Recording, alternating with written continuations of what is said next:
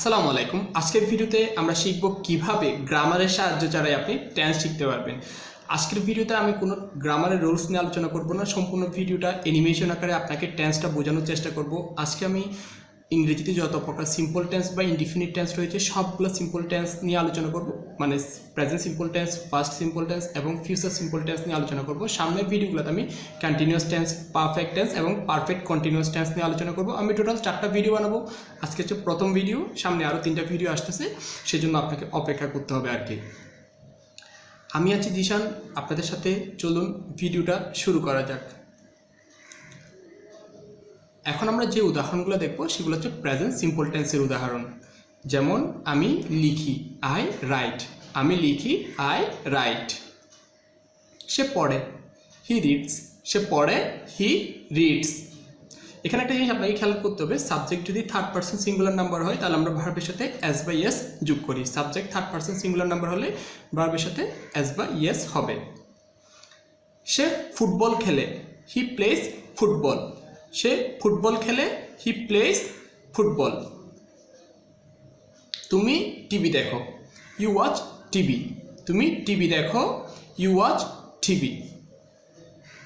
আমি নিয়মিত নামাজ পড়ি, আই সে প্রেয়ার রেগুলারলি। আমি নিয়মিত নামাজ পড়ি, আই সে প্রেয়ার রেগুলারলি। তুমি নিয়মিত চা পান করো, ইউ ড্রিঙ্ক টি রেগুলারলি। তুমি নিয়মিত চা পান করো, ইউ ড্রিঙ্ক টি রেগুলারলি। সে নিয়মিত ব্যায়াম করে, হি টেক্স এক্সারসাইজ রেগুলারলি।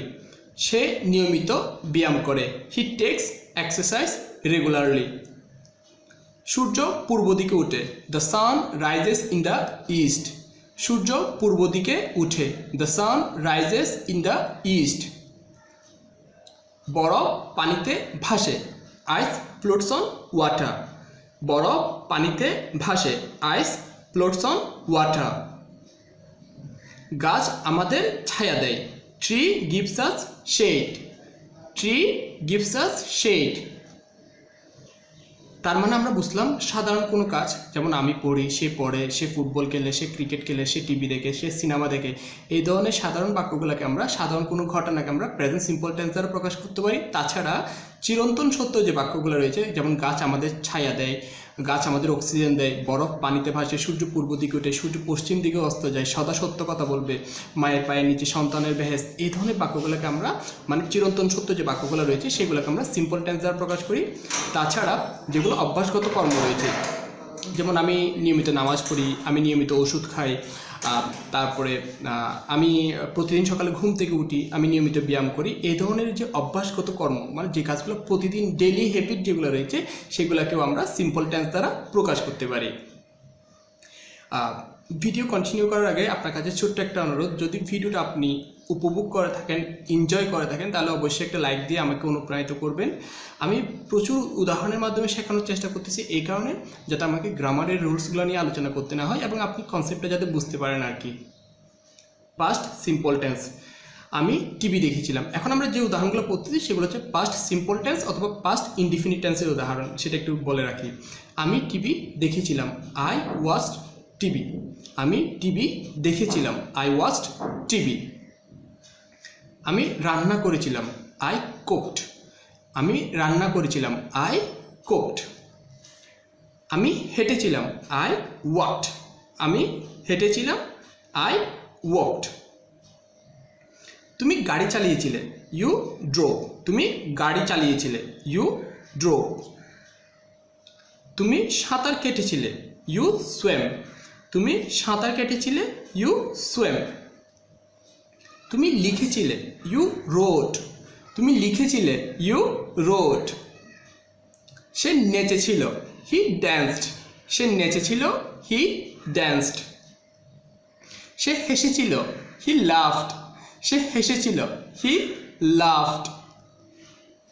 সে মারামারি করেছিল, হি ফট। সে মারামারি করেছিল, হি ফট। সে কেঁদেছিল, হি ক্রাইড। সে কেঁদেছিল, হি ক্রাইড। তার মানে আমরা বুঝলাম অতীতে শেষ করা কোনো কাজকে, অতীতে সম্পন্ন করা কোনো কাজকে আমরা পাস্ট সিম্পল টেন্স দ্বারা প্রকাশ করতে পারি। যেমন সে লিখেছিল, সে পড়েছিল, সে এসেছিল, সে ঘুমিয়েছিল, সে কেঁদেছিল, সে পড়েছিল, সে হেঁটেছিল, সে দৌড়িয়েছিল, সে সাঁতার কেটেছিল। এই ধরনের বাক্যগুলোকে আমরা পাস্ট সিম্পল টেন্স দ্বারা প্রকাশ করি।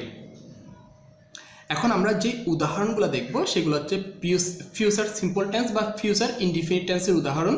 যেমন আমি যাব, আই উইল গো। আমি যাব, আই উইল গো।